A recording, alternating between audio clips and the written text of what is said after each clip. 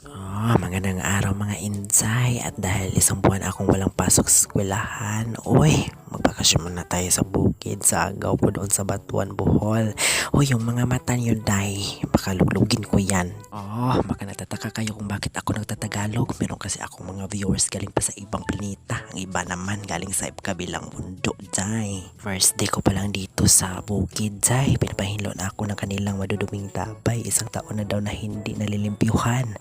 Ang kapal talaga ng mukha, day. Hindi sila naiikog sa aking kagandahan. At dahil buutan ako at hindi ako maarte, pumpay ako nalimpyuhan ang kanilang tabay at tinabangan naman ako ng anak ng pinsan ko. Kaya gunan ako, bago natin paubasin ang tubig ng tabay, ay maghahakbas muna tayo sa bunganga nito para ito ay malilimpyo. At ito namang pamangkin ko, hinahayaan at tinitingnan lang ako habang ako ay naglilimpyo.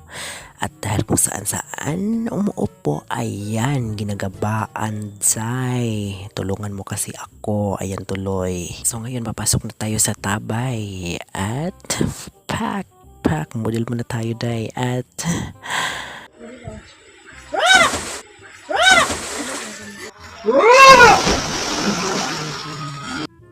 ayan, pause pa rin. Gigabaan tuloy. Kaiyat man. Ayan. Sige. So ngayon, pahuhubasin na natin ang tabay gamit ang balde. Manumalo lang tayo, mga inday. Dahil wala tayong water pump, day. Hindi tayo payaman. Laban lang tayo, mga inday. Tanaman ka. Tulungan mo naman ako. Maluwi ka. Para madali itong matapos. Kay kapoy nagayod in town ako. Diyos ko. Habang ako ay patuloy sa paghuhubas ng tabay, ay hindi pa rin ako tinutulungan ng pamangkin ko. Nagduwa-duwa naman hinuon.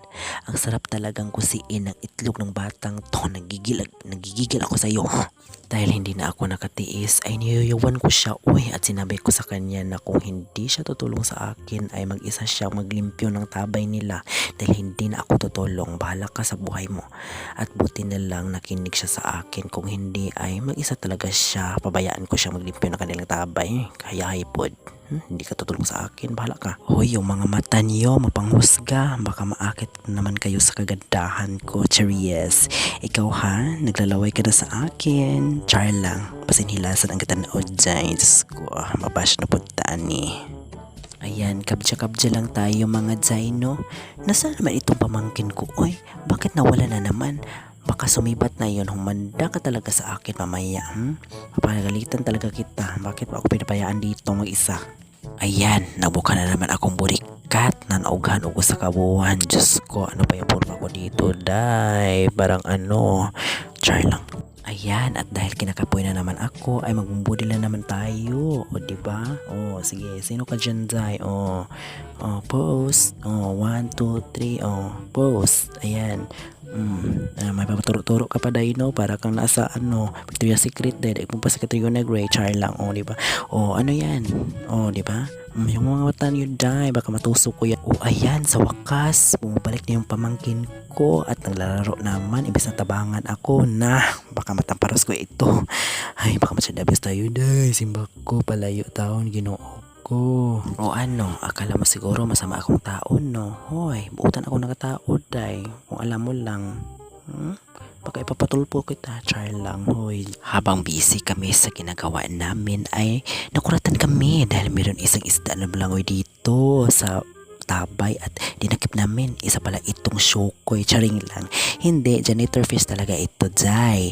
Isdang ito ang naghihinlo sa tabay nila, dahil hindi sila marunong mahinlo, dahil ito na ang naghihinlo sa loob ng isang taon, dahil siya na mismo ang naghihinlo, dahil diba, hindi kayo mahiya sa janitor fish. Nanghihinlo pa din, nagwamap siya dahil naglinis, nagsisilhig.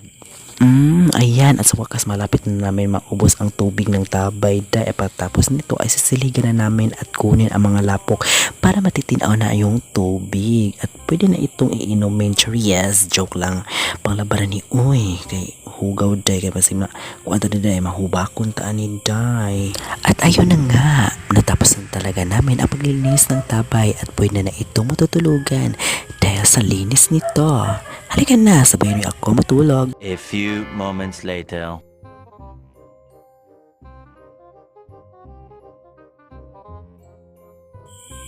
And once again, this is Will Sporha signing in.